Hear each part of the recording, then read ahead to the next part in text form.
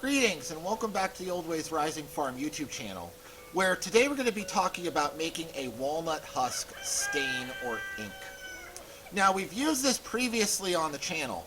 This crooked knife was part of a series of videos that we did a couple years ago on making a Makatogan completely from scratch. So I'll put a link at the top of the screen here and in the end screen if you want to go see the making process for this knife. But what we're talking about today is the stain that I use to darken this beaver tail carving, okay, and to darken the line in this little, scrimshaw might be a little much to call this, but this little line, this little beaver tooth pattern there, little inset bone piece, okay? Yeah, I'm not so presumptuous to consider that real scrimshaw, but it is a real line and real bone, and the ink really darkens it. So this is just an example of the use of this. It's a really, really nice stain. You can get a couple different colors out of it. When it's raw and unmodified, it is a dark brown with sort of a greenish undertone. If that's how you use it, over time, that greenish undertone will fade to this true walnut brown color, okay, as it oxidizes a little bit. And if you take it and you have something so treated, and then you also treat it with iron, you can get a very dark brown to black shade out of it. So it's a very useful natural dye. It is high in tannin, so you wouldn't want to use this to make a true archival ink for writing on paper, something you want to last hundreds of years. There's better dyes and stains to use because it is acidic. But for something like this on wood or on bone, where it's never going to be a problem, or something like a fiber that's going to be washed regularly, the colorant will stick, but the acids will wash out, so it won't be a problem in that setting. It's only going to be a problem for degradation of your final material if you're writing on paper that's never going to get wet, because paper doesn't like getting wet. So, the first thing we need to do is we need some hulls. Now, you can use fresh hulls and just chop them up real good. I'm using dried hulls because, as you can see, it's the middle of winter. And since these are dry, when they're very, very brittle, so we can just crumble these up, and we can just crumble this by hand. No equipment necessary.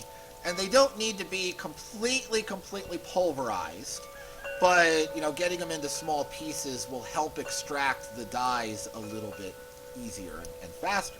Okay? So we're just going to crumble those up by hand. Now you can see there's a little bit of dust coming up. Some people are very allergic to walnut dust. So if this starts getting in your nose and making you sneeze like a crazy person, make sure you do it outside. Right? So we crumble that up, and we're using a stainless steel pot. I very much recommend you do this in stainless steel or in glass. This will react with some of the more reactive metals. One time I was boiling some foothold traps in walnut hulls, and I had some zinc tags, and they completely dissolved in the boil. Right? So you don't want to use aluminum, you don't want to have any of the more reactive metals around this. And you don't want iron in its original not turned into stainless steel form, because it will turn your dye bath jet black. Okay? So we have our stainless steel or glass container, we have our crumbled up walnut hulls, and then we need some water. Now, how much water is not super critical, but we want enough that we are completely covering the hulls once they're all mixed in here. Okay? This will stain your fingers. I simply don't care, but if you care about it staining your fingers, then wear gloves when you do this. Okay? And I do want a bit more. And these will expand as they get wet, so you don't want to fill your pot more than half full. There we go. It's already starting to get a little bit of a dark color. So that's mixed in and happy. Now, we want to slow cook this for a long time. The single best way to do this is on a wood stove. And that's what I'm going to do. This is going to go on a wood stove, and I'm going to keep refilling the water level as it boils off for a full day. I'm going to cook this for a full day. Let them fully rehydrate, absorb every last bit of available stain from the hulls before we strain it. Okay? Now, if you don't have a wood stove, you can do this on a burner in your kitchen for 3 or 4 hours at a stronger boil. Okay? But you will get more dyes and more tannins out of any of these sorts of materials if you cook them long term on a wood stove.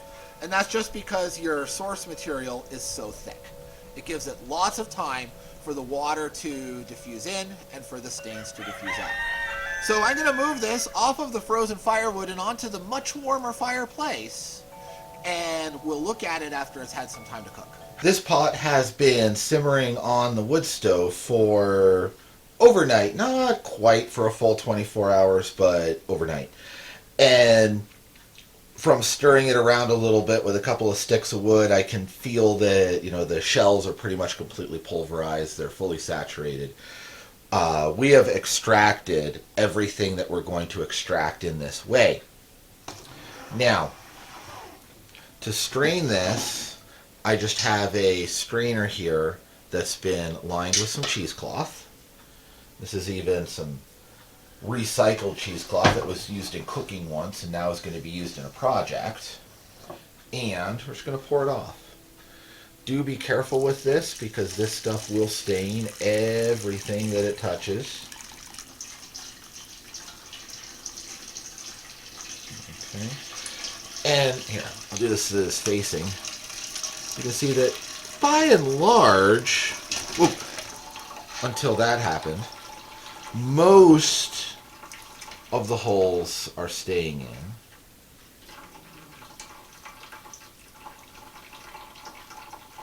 Slowly pour.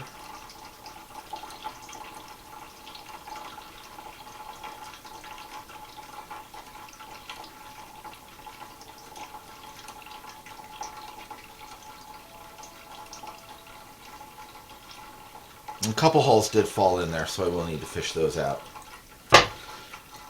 But we're just going to let that drip until it's done dripping. Then what we're going to do is we're going to take this liquid, put it back on the fireplace until it cooks for about half of the volume. I want to cook about half of the volume out of it, okay, to make it concentrate. Because one of the things that we're going to need to do to preserve this is to add some alcohol in, okay? So, and I'm just going to keep it as a wash, as a liquid wash. So I'm going to add alcohol in to preserve it. If you're making an ink and you want to thicken it, then you would also need a little bit of volume to play with to add a binder of some sort. Okay? So we're going to let this drip. We're going to let it strain. I'm going to dump this in a safe place. Now, a safe place for walnut holes is not the compost pile. Okay? There's a ton of juglone in this stuff. You do not want this in the garden. Okay? So my safe place is going to be down around the tree where I got the walnut holes in the first place. Right? Walnut holes are not toxic to walnuts, but they are toxic to most of your garden vegetables. So that's about done dripping. I'm going to dump this off in a bucket, strain out those couple of holes that fell in there while I was being clumsy, and then put this back on the wood stove to cook. We have everything transferred back to this original pot. We're going to cook that down a little bit. I just wanted to show you here, if we compare to the little piece of white napkin in there, you can see the color that it has dyed the cheesecloth just from this working, right? So that's the color we're getting.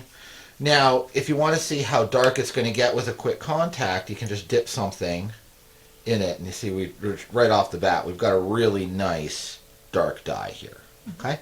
So, again, I am still going to reduce this a bit, concentrate it for later working, but I wanted to show you, if you're going to use this as a dye, you're already there.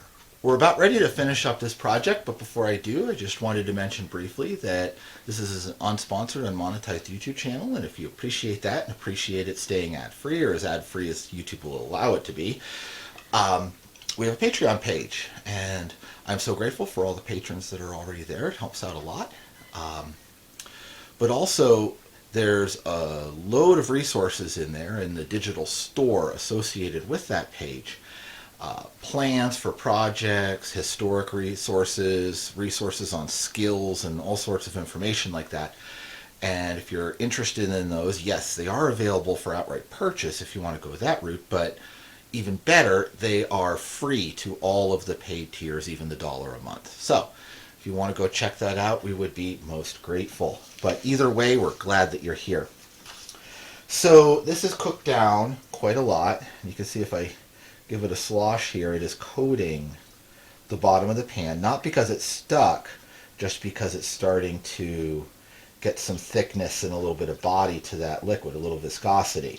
Okay, so this is a good spot to stop.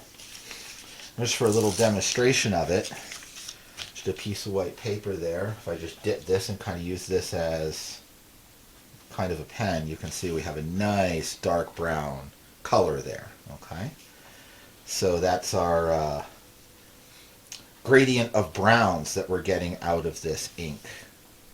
It's very nice, very nice. So, time to bottle it up and preserve it. And this is not difficult. First we have to pour without being clumsy. That might be the most difficult part. Okay. We'll get the most of it that way. You can see it's coating onto the funnel even. Right, so we've got a nice dark ink there, or stain, however you want to use it. Now we do need to preserve this. There's quite a bit of sugar in these hulls, and that will mold, right? This stuff will mold if you don't do anything to preserve it. So we need to make it something that mold won't want to grow on. We're going to do that with just some common off-the-shelf 70% isopropyl alcohol, rubbing alcohol. And since I've still got a lot of nice color here in this pan, I'm just going to pour a glurp. Good glurp. Technical term. Yes, technical term. Pour a good glurp into the pan. This is both going to rinse out the last little bit of our stain and provide for our preservative. Okay, give that a bit of a slosh. Now if you dilute it too much, you can just leave that open and let some of the alcohol evaporate out over a period of a couple of days. But we concentrated this really well, and you can see it's coating the sides of my glass jar here. And let me go do this little test again. And it is a little bit more dilute, a little bit lighter, but we're still okay for how it's going to be used. So, this is going to get set aside, and that will be used in future projects. You'll see this coming up. But I hope that you've enjoyed this and that it does something useful for you, that you can get something out of this. And I hope that you'll join us here next time at All the Ways Rising Farm.